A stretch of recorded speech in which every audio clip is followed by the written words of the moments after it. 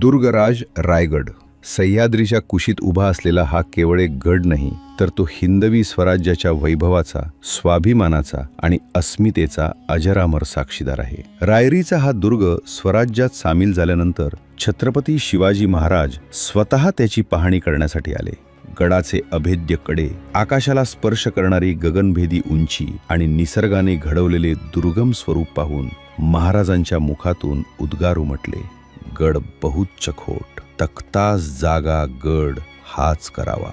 आणि त्याच एका निर्णयातून इतिहास घडला. याच पवित्र भूमीवर छत्रपती शिवाजी महाराजांचा साल 1674च्या ज्येष्ठ शुद्ध त्रयोदशी या शुभ मुहूर्तावर शिवराज्याभिषेक झाला. शतकानुशतके परकीय सत्तेखाली दबलेल्या भूमीवर स्वराज्याचा सुवर्ण सूर्य उगवला. न्याय, धर्म, स्वाभिमान आणि लोककल्याण यांवर आधारलेले हिंदवी स्वराज्य जगासमोर अभिमानाने उभे राहिले. म्हणूनच आजही लाखो शिवभक्त रायगडावर येतात. काही जण इतिहास पाहण्यासाठी, काही प्रेरणा घेण्यासाठी, तर काही महाराजांच्या चरणी नतमस्तक होण्यासाठी. परंतु काही भाग्यवान असे असतात ज्यांना या पावन भूमीवर शिवराज्याभिषेक सोहळ्याची सेवा करण्याचे सौभाग्य लाभते. हा प्रवास आहे त्या प्रत्येक शिवभक्ताचा, ज्याने श्रमाला सेवा मानली, कर्तव्याला पूजा मानली आणि शिवकार्यालाच जीवनाचे सर्वोच्च भाग्य मानले. शिवराज्याभिषेक सोहळा 2026 हा केवळ एक उत्सव नव्हता, तर तो प्रत्येक शिवप्रेमीच्या हृदयात धगधगणाऱ्या स्वराज्य निष्ठेचा जिवंत आविष्कार होता. देवाची ये द्वारी उभा क्षणभरी, तेणे मुक्तिचारी साधियेल्या. हरी मुखे म्हणा, हरी मुखे म्हणा, पुण्याची गणना कोण करी.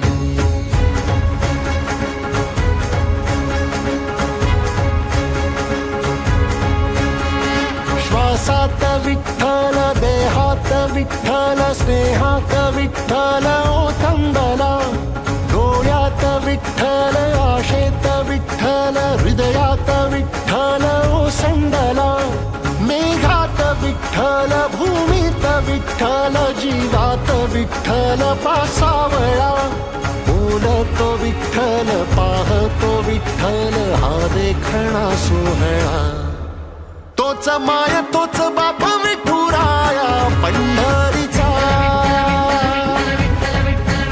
आलो भेटीला सख्या श्रीरंगा रे विठ्ठला.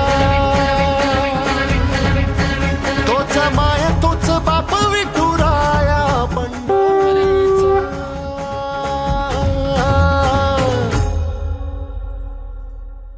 रूप पाहता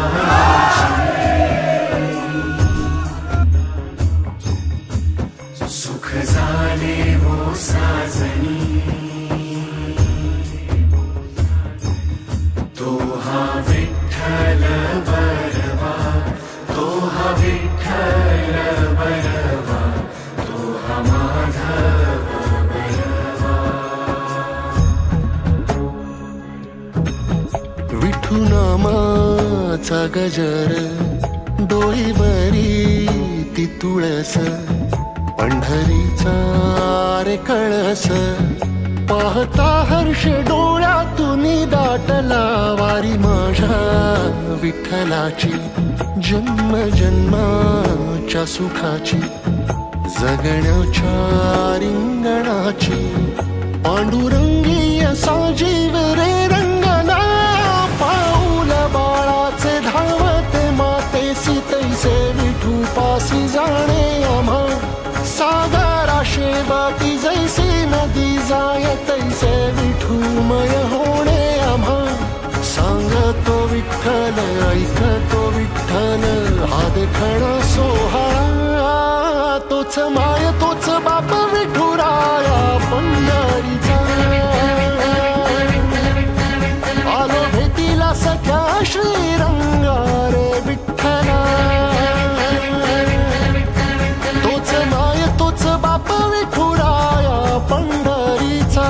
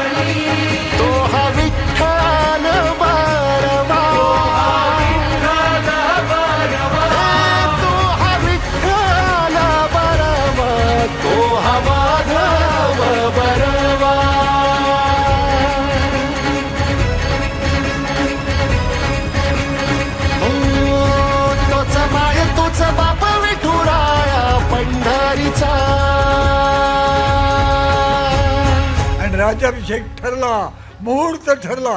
ज्येष्ठ शुद्ध त्रयोदशी, आनंदनाम संवत्सर, शनिवार पहाटे 5:30 वाजता.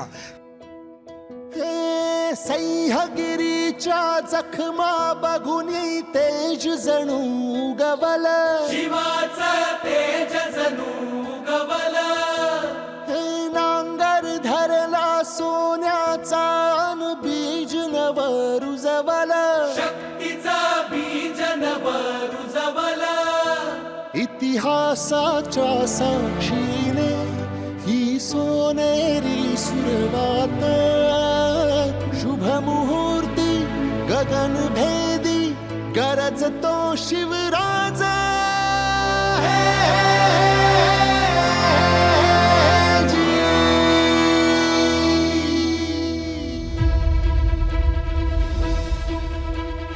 धगधगता अंगार पेटला, शतकांचा अंधार संपला, रुद्राचा अवतार पाहून थरथरला अन्याय. जय शिवराय.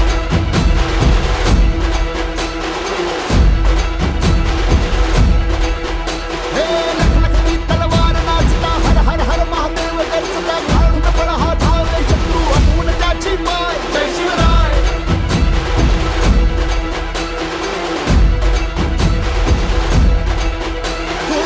पेटवून रान सार घातलं खळीमान, लांडग्यांच्या सल्तनतीला हिंदवी आव्हान.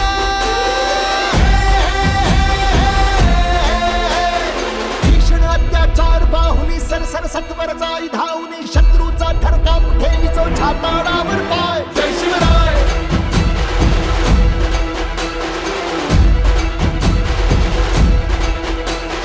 बरोबर अत्याचार पाहुनी सरसर सत्वर जाई धावनी, शत्रूचा हा पाप ठेवीचो छाताडावर पाय. जय शिवराय.